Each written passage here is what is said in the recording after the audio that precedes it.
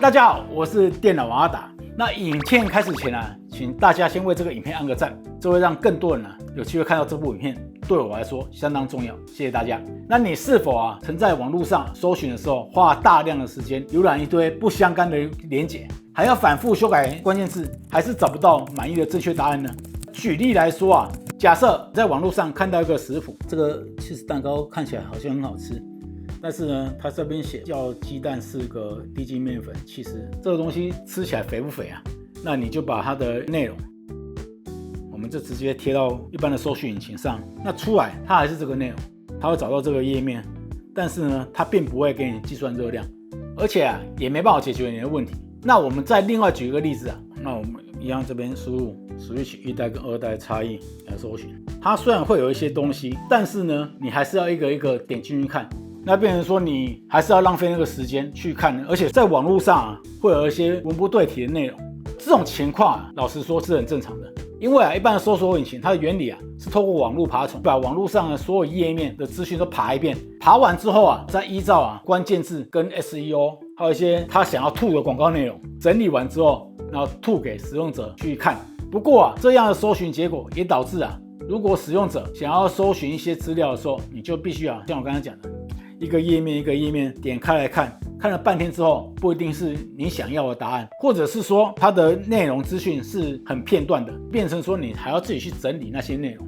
那么已经进入 AI 时代的今天，是不是有一些更聪明的搜寻方法？其实是有的那就是最近超夯，连 NVIDIA 的 CEO 黄仁勋他都爱用的一个全球最佳解惑引擎 Perplexity AI。那接下来阿达就为大家介绍它有什么厉害的，以及它为什么可能成为传统搜寻引擎以外最好的知识获取工具。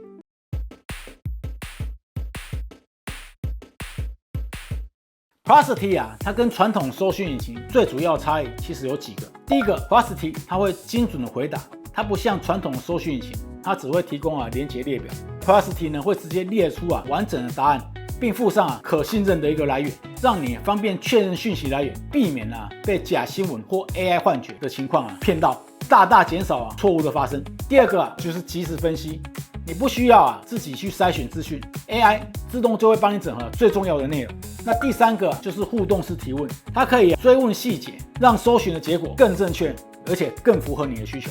举例来说，这是 Perplexity 的页面。它其实不登录也是能用，不过呢，在功能上就会稍微有点受限。建议大家可以去注册一个账号，其实是免费的，只是说进阶功能会稍微受限。那等一下我会跟大家讲。那接下来我们来试试看，如果说想要知道日本樱花季2025的一个相关资讯，我们先用传统的搜寻引擎找看看那这边资讯还蛮多的，这看起来就有点眼花缭乱了。变成说你想要看哪个地方樱花，还是说要什么时候去？或者说现在哪边满开，你就一个一个点进去看，是不是有点麻烦？那如果是一样的内容，我并没有登录的状况下，我去搜寻它，大家可以看，它就把现在目前樱花季的相关页面都帮你先搜寻了一遍，在最上面这里，它就有一些它的搜寻的来源跟资源，你甚至可以点开来看，它点开这边就有这些的搜寻内容，搜寻出来的结果呢，它都会列在下面，譬如说，东京的樱花季预计在3月21到3月24号开花，那京都是什么时候？大阪是什么时候？名古屋是什么时候？列得清清楚楚，主要赏樱地点上野公园、蓝山、大阪自闭所都帮你写得相当清楚。那你也可以在来源这边去看到一些来源资讯在他回答答案里面，这边都有编号，你这样子移到上面去都是可以看的，相当的清楚。所以我个人真的建议Perplexity 你可以去免费试用看看，它本身注册都是不用钱的，只要有一般的 email 账号或 Google 账号都能用。但是呢，它就有一部分受限的。你如果说要真的好用的话，那你就要使用Pro 模式，搜寻这边点过来，那这边有没有看到一个 Pro， 你就要开启。不过呢，要使用 Pro 模式，你就必须要登录一个账号。现在我们登录了我们就可以这边在点搜寻的时候，它就有分一般的搜寻跟 Pro， 那我就使用 Pro 模式。Pro 模式它有点什么？它会增加更多的搜寻源。那我们一样是输入刚刚的日本樱花季2025，处理完了那接下来我们来看看，第一个，它来源就比刚刚免费版还多，现在这边就有11个，我们可以这边点这边看它使用哪些来源。另外来看结果，刚刚那个结果其实已经相当不错了，对不对？这是我们刚刚没有登录的时候搜寻结果，认真来讲已经很详细了。但是呢，你只要登录账号之后，使用 Pro 版，它甚至还给你列出表格，大阪、东京、京都、名古屋、福冈、札幌、青森、广岛、鹿儿岛、高知，这么多。那甚至一些像小贴士啊、注意事项啊，它推荐的赏樱的景点，马上就变多了。几月几号什么时候，相当的清楚。然后呢，它是可以让你继续追问的。它下面这边就有一些相关的提问，像2025哪些城市最早开花，东京哪边樱花预计何时盛开，还有最佳赏樱地点呢？那你自己也可以提问。假设说啊，想要去某一个比较冷门的景点，广岛的樱花季，非常的方便。所以啊，当你登录然后使用 Pro 模式的时候，它回答就会更加详细一点。像我们刚刚所得到的答案，这个答案是非常的完整。那你想要贴到脸书上啊，还是贴到社群媒体上，在下面这里，你就可以直接点分享连结，它就会复制起来，或者是直接导出成一个 PDF 档，或是 Markdown 档、DOC 档都可以。甚至你不满意，也可以叫它重写。这么好用的功能，要注意的是，如果啊你就是免费版，单纯的登录跟注册的话 ，Pro 版它还是给你用哦。这间厂商其实是这样讲，是非常大方的。不过呢，一天啊最多只能使用5次的一个 Pro 进阶搜寻。如果啊你想要加入它的会员的话，一年啊的会员费是要8000多块的。不过呢，现在有一招啊，可以让大家一年省下8000块的会员费。等下再为大家做一个详细说明。继续来看 Plusty 怎么用。那我们就开个新主题给他。我是建议你在问任何问题的时候都开新主题，不要新旧混杂在一起，因为 AI 有所谓的记忆功能，它可能会跟之前的题目搞混了。那我们这次在问刚刚的 cheese 蛋糕，它做出来的热量是多少？因为我们预设是 Pro 模式了，所以我就不用再选了。它就会根据我所提供的材料，然后去计算它总热量是多少，而且把热量的计算方式都写得清清楚楚。这个才是我们想要知道的答案嘛。那接下来继续来试试看这个 Switch 1代跟2代有什么差异，我们就直接一样是在 Plusty 这边，然后直接贴上。跑完了哈，那看一下它一样有这么多引用出处，那我们直接看它这个内容，它直接把答案跟你讲，然后直接把差异列出来。比如说1代只有 6.2 寸的萤幕，2代呢就直接用 LCD 了。解析度呢就提升到 1080p， 然后电视到 4K， 记忆体的规格啊，然后电池容量啊，续航的提升啊，这边全部都帮你列出来，你就不用再花时间再去搜寻这些资讯了。那另外啊，如果你是 Plusty 的 Pro 版会员的话，你还可以选择使用的模型。以我们刚刚提问的一个问题来讲啊，Switch 1代跟2代的差异在哪里？我们在这个提问框的右下角这边，它有一个选择模型。然后这边有一个设定搜寻来源，另外一个是附交文件，就是选 PDF。你如果什么都不选，大部分呢，它都会用这个 Sona， 就是它的自己的一个模型。假设这预设模型回答的答案你不是很满意的话，你可以在这里切换。比如说现在个人觉得就写文章最强的 Claude， 或者是直接用 GPT 4.1， 或用 Gemini 的 2.5 Pro。或者只用 Grow， 不过这边 Grow 现在目前只有2代而已。那你可以自己选择其他的一个回答方式。假设我现在这个用 GPT， 就原则上一样会搜寻那些内容，它会依照写作风格、绘画方式呈现的内容也会不太一样。大家自己去选择说这个东西你觉得哪一个最适合你，或者说你最喜欢哪一个 AI。个人呢是推荐的哦，如果你要写文章的话 ，GPT 4或者是 Claude 的 3.7 都相当不错。你不一定要用预设的模型。除了一般的搜寻以外，如果你想要用来做产业分析的话 ，Plusty 根本就是最佳选择。假设我们以特斯拉1年股价来做一个分析好，那我们先问传统的搜寻引擎，它跑出来一大堆股价资讯、美股分析表。你说它错嘛？它也没错，但是这不是我们要的答案。那我们就直接把这个题目丢给 Plusty 试试看。发现整理出来，最高价的时候是488，最低的时候有138，所以它现在还没跌完，大家可以放心让它跌。连那个它的一个基本指标啊、市值啊、本益比啊、每股盈余啊，这些都整理得非常清楚。那甚至呢还有一些营运状况啊，影响股价的一些因素啊。刚好我想问的问题下面就是什么？特斯拉的股价主要变化因素是什么？这样子我连打都不用啊，它会帮你延伸最多人最常问的一些问题。好，这边也是显得相当清楚，是不是相当好用？那 Plasty Pro 版呢，它比较适合需要大量研究跟处理复杂问题的使用者。比如说啊，如果你是学术研究者，就是说你在读硕士啊、博士啊这类人的话，你可以依照主题或者你上传入来进行整合分析当前的资讯。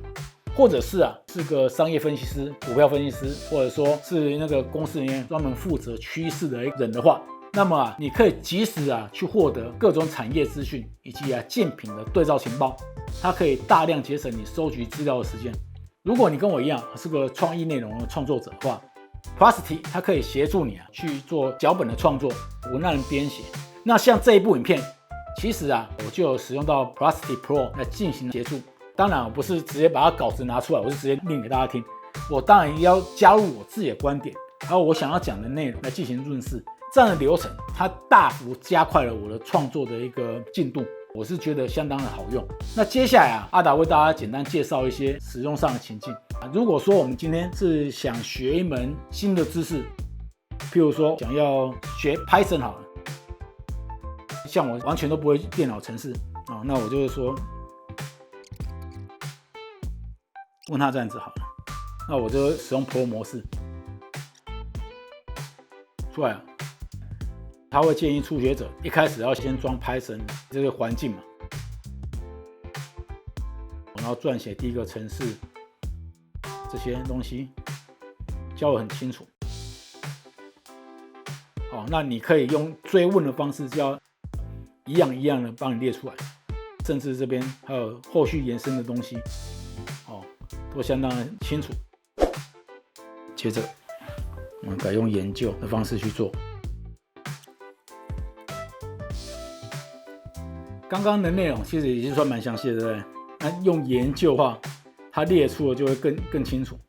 像它学习路径必须学什么安装 Python 安装环境这边是不是写得更清楚了？接着呢，我们来试一个，譬如说我是公司里面负责去整理情资或者说我今天想要做个电商，电子商务要注意哪些东西，需要个比较详细的图表来帮我做一个整理。假设说你是一个研究人员，公司叫你要研究一下，准备进军电子商务，想要知道说台湾的电子商务的一个趋势，我们内容就写请协助制作近5年的台湾电子商务趋势报告，调查到的相关资讯，用图表的方式呈现在报告里面。那另外还有一点，这边顺便跟大家讲，如果说你已经网络上有搜寻到一些像论文之类的东西，你可以用附加文件的方式，可以用 PDF 档、文字档这些东西，顺便一起喂给他，让他把这些情报或这些资讯直接整合在里面，那你可以少做很多事情。那我们直接请他开始研究，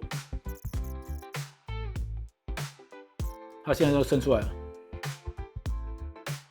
有一个图表。像这个就是电子商务成长规模、电商渗透率趋势，还有这个圆饼图，里面都写得相当清楚。这个做的实在是非常不错，就是一个相当完整，而且呢还有具备图表的一个报告。不过阿达这边还是要跟大家讲，虽然 AI 写得很好，但是呢不要完全相信 AI。所以他写的每一个段落之后，他如果附原始出处的时候，建议大家还是点一下去看一下，是不是跟内文是正确的。人类的存在就是说要去纠正跟看它是不是有幻想的现象。不管工具再好用，但最后让它能够实用起来，还是靠我们人类。另外如果说你是一个社群的小编，像这里我就问一个，叫 WWDC 快来了嘛，我就请 Plasty 帮我写一个关于 WWDC 2025的一个粉丝页贴文的一个动作好了。他这边他就很快的搜寻了一下网络上 WWDC 的资讯，就已经写出来了。那接下来我看一下，那我们这边可以看WWDC 有哪些内容。像 Plasty 那么好用，你可不可以直接把 Plasty 当做我们预设搜寻引擎？其实也是可以的，我们直接来这边做设定就好了，去下载它的外挂，然后就可以使用。那另外一个呢，就是我们打开搜寻引擎的设置，这边有一个设定，然后它这里有个搜寻引擎，现在预设是 Google 嘛或 Bing 嘛，往下这边它就有一个新增，好，然后名称我们就叫 Plusty。搜寻捷径跟这边大家可以参考我们内容就好了。搜寻捷径这个其实就是随便你打，哦，这个打什么都没什么差，你就直接打 PAI 没差，哦，那这边就直接贴上我们这一段，然后新增，新增完之后呢，我们就可以看到 Plusty， 然后我们就点这边，给它设为预设，这样子它就变成我们预设的搜寻引擎了。之后你要搜寻，假设我们的搜寻。它就直接会以 Plusty 来做我们的搜寻引擎，然后输入我们关键字来进行搜寻，这个相当方便。看完刚刚阿达的一个简单介绍之后，相信大家对 Plusty 已经有一个基本认识了。那这么好用的一个搜寻功能啊，它当然不是全部都免费的。像我刚刚讲的，如果要加入 Plusty Pro 的会员的话，它每年啊原本需要费用是8280块，现在啊有一个超级好消息。台湾大哥大的100万用户们，只要符合以下条件，就能免费用。只要您是台湾大哥大月租费599以上的用户或者是你申办 NP 到台湾大哥大，皆可以免费获得为期1年的 Plusty Pro 的一个服务。只要你符合申请资格，登录到台湾大哥大的官网或 APP， 然后前往 Plusty Pro 的一个优惠券专区，就能获得序号。我们呢电脑阿达也有一个简单的说明，大家可以去看。那么看完阿达以上的介绍，你是不是觉得Plusty 正在改变我们获取资讯的方式呢？虽然它很强大，不过老实说，我觉得像 Google Bing 这类的传统搜寻引擎，并不会说就会被 Plusty 所取代。因为有时候我们可能只是想知道一些比较直觉的内容或答案，关键字只是一个产品单纯的名称，或者是我只是要用图片来搜一些资料，这种直球对决的答案的话，用 Google 这种反而是比较快的。重点就是在于说不同的需求使用不同工具 ，Plusty 比较适合帮你从众多网络茫茫的那个资讯海里面去到一些你所需要资讯，而且帮你整理出脉络，然后总结一个正确的答案。如果你是台湾大哥大的用户，千万不要错过这个免费1年体验 Pro 版的一个机会。如果还不是的话，请大家赶快6月30号之前到台湾大哥大门市申办或 NP 新的门号。除了有Plusty Pro 1年会员之外，还有各种新申办跟 NP 的好康优惠哦。如果觉得这个影片有用的话，记得帮我按赞、订阅与开小铃铛。那也欢迎在下面留言分享你的心得。我们下次影片见，拜拜。